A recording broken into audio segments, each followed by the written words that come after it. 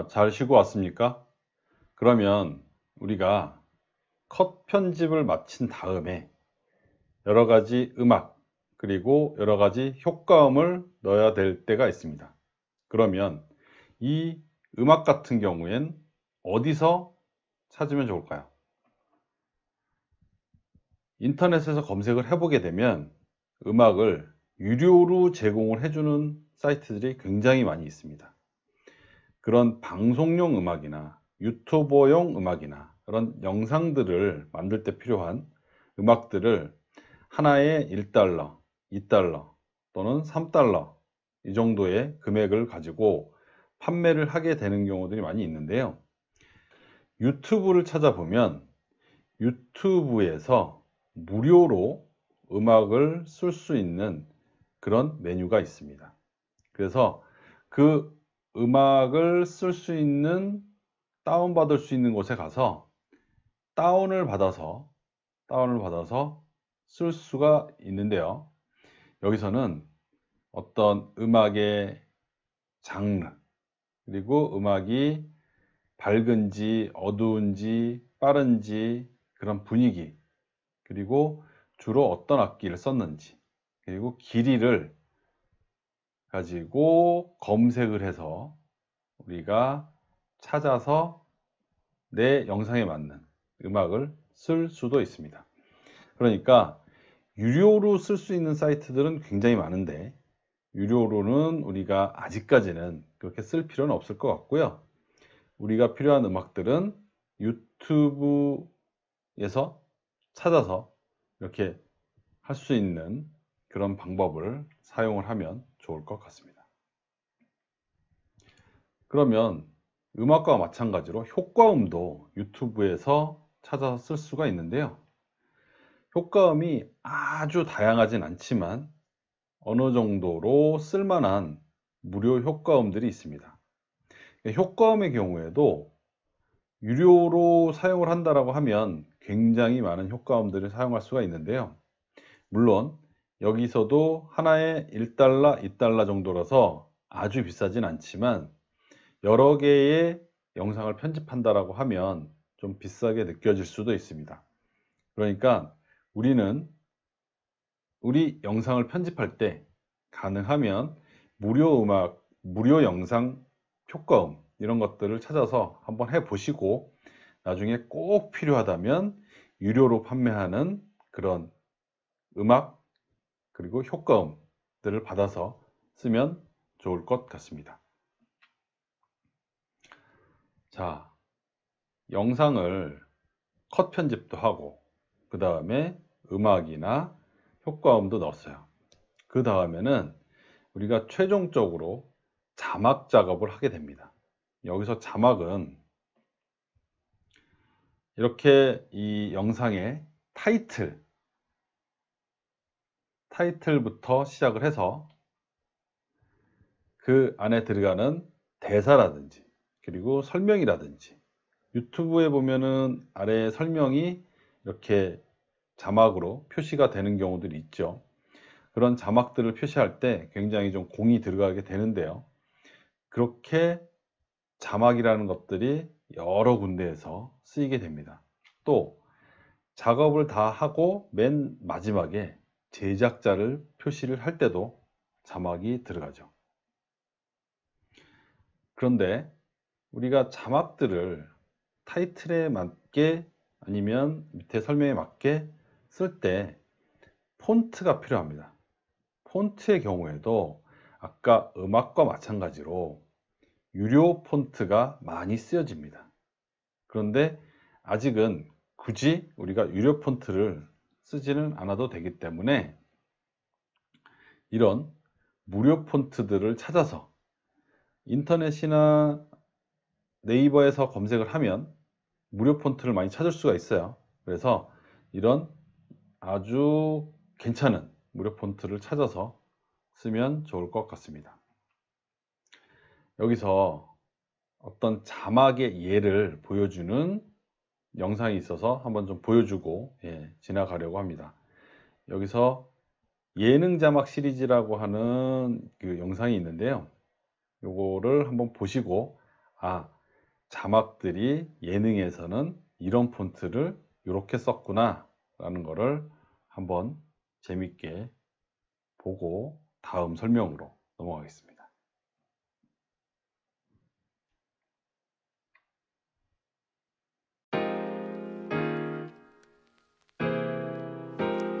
Preview. Example.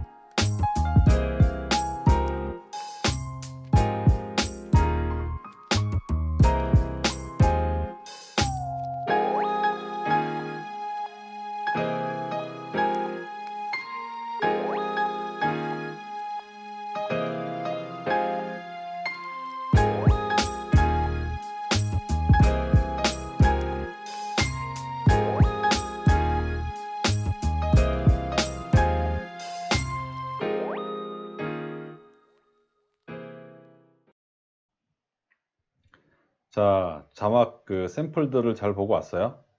이렇게 다양한 폰트로, 다양한 내용으로, 다양한 위치에 자막을 표시할 수 있습니다. 그래서 나중에 지금 일반 영상의 경우에는 어떤 이 네모난 곳에 어떤 특정 위치에만 자막이 들어가게 됐어요. 그런데 360도 영상에서는 위, 아래, 어디 구석 어디라도 자막이 들어갈 수가 있습니다. 그래서 그런 것들을 자유자재로 쓸 수 있는 날이 어서 오기를 바라겠습니다. 지금부터는 360도 영상을 편집을 할 때 어떤 것들을 신경을 써야 되는지 그 내용들을 이야기해 드리겠습니다. 일반 영상 같은 경우에는 이 영상은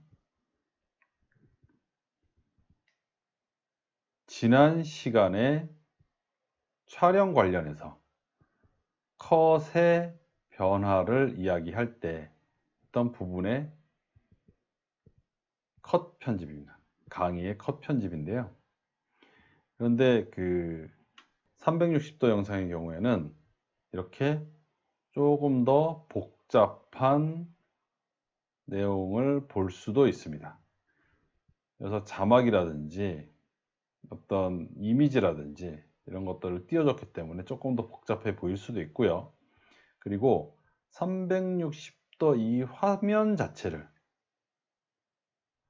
360도 화면 자체를 수평을 맞추거나 내가 원하는 곳을 보는 사람이 집중할 수 있게 위치를 맞춰주는 작업을 프로그램에서 편집하는 동안 다 조절을 할 수가 있습니다. 그래서 그런 부분들을 알아둔다라고 하면 나중에 360도 영상 자체가 우리가 원하는 대로 어떤 위치를 보여준다든지, 그리고 수평이라든지 어떤 모양을 보여줄 때 굉장히 익숙하게 작업을 할 수도 있을 겁니다. 이렇게 360도 영상을 처음 촬영을 하게 되면 카메라가 기울어져 있거나 조금 돌아가 있거나 이럴 때 이 펼쳐진 영상에서는 이렇게 좀 안 이쁘게 보여지게 됩니다. 이것을 360도 영상 편집을 하는 프로그램에서 이렇게 수평을 맞춰주고 전체적인 방향을 맞춰준다라고 하면 나중에 보는 사람이 편안하게 볼 수가 있습니다.